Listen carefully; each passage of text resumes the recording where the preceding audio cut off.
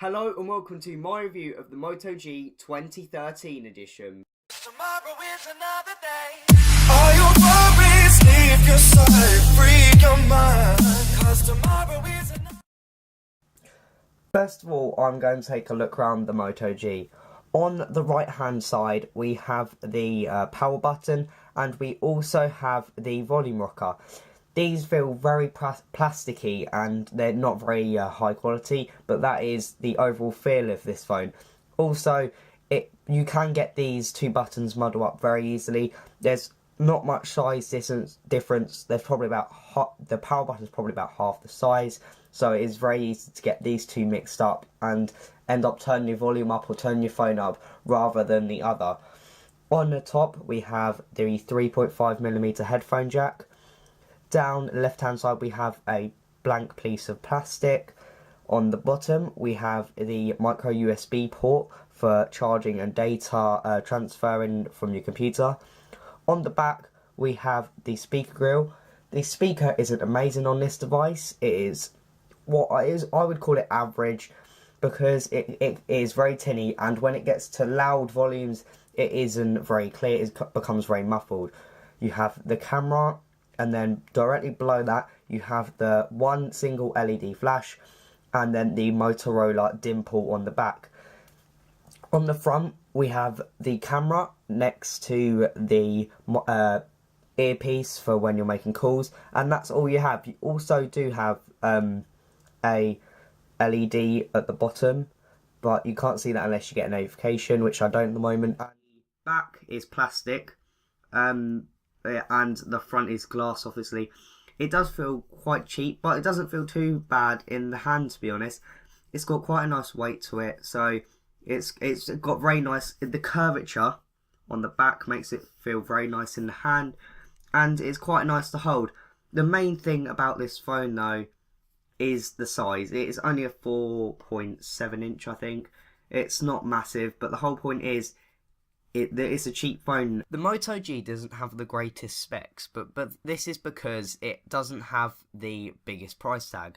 The chipset on the Moto G is a Qualcomm Snapdragon 400. This isn't the best, this isn't the highest Snapdragon available, but it will do. It doesn't make the device slow. It does keep it going quite well, really. It has the CPU is a quad-core 1.2 GHz Cortex A7. This also keeps the phone running quite smooth, and you don't really see any lag or stutter. The GPU is an Adreno 305. This is really good actually for the price, because when I was playing games I didn't really see any lag or anything that really stood out to me personally. It really was quite smooth. The screen is a 4.5 inch 720p display with a pixel density of 326. This isn't the highest pixel density, it's a 720p screen, but it is pretty good. It also is an IPS LCD display and has Gorilla Glass 3, which means it's protected more over scratches and car keys, stuff like that. If you drop it, you're more likely not to get as big a scratch, which is good. It also weighs 143 grams, which is slightly on the heavy side for this sort of size phone, but in some ways it makes it seem more premium because it does have that extra bit of weight. It seems like the phone has a bit more of a nicer feel to it. It has 1 gig of RAM, which is excellent for this device, and I have never really encountered, apart from once or twice when playing games and doing heavy multitasking, I've never really come across loads of lag or anything like that. But this is a great device for the phone. The connectivity options on here is the next generation of Wi-Fi, Bluetooth 4.0, and an FM radio, which is not normally included on a smartphone anymore. Normally you are stuck to a online radio, but this has an FM radio, which I think is a neat feature that Motorola have put into their device. The cameras on the Moto G aren't anything special. This is because it is a budget device, but they aren't too bad. The primary camera, which is on the back on the Moto G, is only a 5 megapixel camera. This has HDR and autofocus and also has an LED flash. this is pretty good considering it is a budget device. Also, it has many things like geotagging, touch to focus, face recognition, and also panorama. These are also great features that you can use with your camera, but when I was using it, it didn't seem to focus very well. Also, the pictures came out very grainy and they weren't very nice to look at. I would definitely recommend, if you was wanting to take more pictures, to buy another phone, but for the price this is a lovely camera and pretty good. It does video at 720p at 30 frames per second, also records in stereo sound. This means that you get the sort of effect that you've got a stereo system. This is very nice and quite a nice feature for Motorola to put in for such a budget price. The secondary camera, which is on the front, is a 1.3 megapixel camera and also has 720p recording. This isn't nothing special really, it's good for the odd selfie, also be alright for Hangouts and Skype, but as I said, it's nothing special. It's not the best camera that you could use. There is many better cameras on the market, but for what it is and for the price. The battery on the Moto G is a 2700 non-removable Li-ion battery. This is an alright battery. It could be better, but it will get you through the day.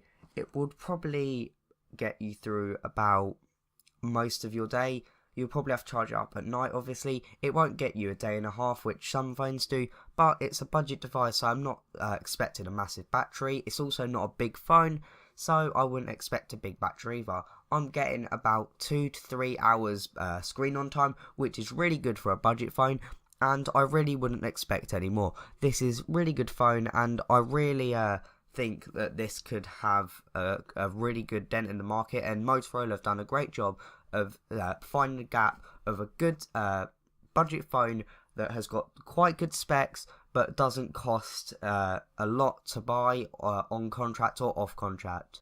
The software at the moment that this Motorola G is running is 4.4 KitKat.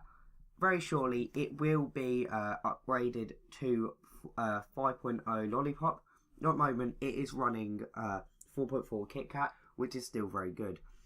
The great thing about the Motorola lineup is they have a skin on top of Android, which is very, very easy because it's basically stock Android.